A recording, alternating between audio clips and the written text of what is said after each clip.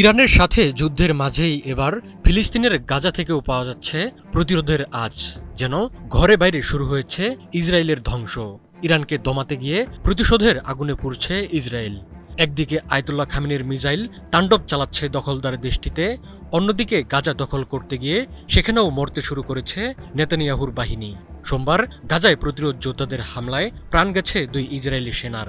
এ নিয়ে গাজায় সামরিক অভিযানে ইসরায়েলের মৃতের সংখ্যা দাঁড়ালো 432 জনে। ইরানের সাথে ইতিহাসের সবচেয়ে বড় সংঘাতে জড়িয়েছে ইসরায়েল। এই যুদ্ধে সর্বশক্তি নিয়োগ করেছে বেনিয়ামিন নেতানিয়াহু।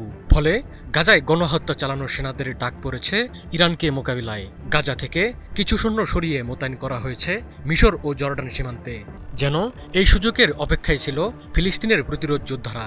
ঝোপ বুঝে কোপ মেরে কয়েক ঘন্টার ব্যবধানে তারা শেষ করে দিয়েছে 2 ইসরায়েলি সেনাকে। সোমবার পৃথক ঘটনায় 2 ইসরায়েলি সেনা নিহত হওয়ার তথ্য নিশ্চিত করেছে ইসরায়েলি সেনাবাহিনী। গোলানি ব্রিগেডের 12তম ব্যাটালিয়নের স্টাফ সার্জেন্ট নাবে লেশেম অন্য সেনাদের সাথে সাজোয়া যান নিয়ে খান ইউনিসে অভিযান চালাচ্ছিলেন। সে সময় এক প্রতিরোধ যোদ্ধা সাজোয়া যান লক্ষ্য করে বিস্ফোরক নিক্ষেপ করে। বিস্ফোরণে নিহত হন স্টাফ সার্জেন্ট লেশেম। এই হামলায় আরও এক কর্মকর্তা সহ 4 সেনা গুরুতর আহত হন। এ ঘটনার কয়েক ঘন্টা আগে একটি ভবনে পেতে রাখা বিস্ফোরকে নিহত হন তাল মোভশোভিটস নামের এক ক্যাপ্টেন। তিনি 7086 কমব্যাট ইঞ্জিনিয়ারিং ব্যাটালিয়নের ডেপুটি কোম্পানি কমান্ডার ছিলেন।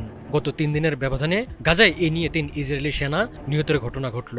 এর ফলে গাজায় প্রতিরোধ গোষ্ঠীর বিরুদ্ধে স্থল অভিযান ও সীমান্তবর্তী সংঘর্ষে ইসরায়েলের মোট মৃতের সংখ্যা দাঁড়িয়েছে 432 জনে। গাজা থেকে কিছু সৈন্য অন্যত্র সরিয়ে নিলেও এখনও হাজার হাজার সেনা সেখানে অভিযান চালাচ্ছে।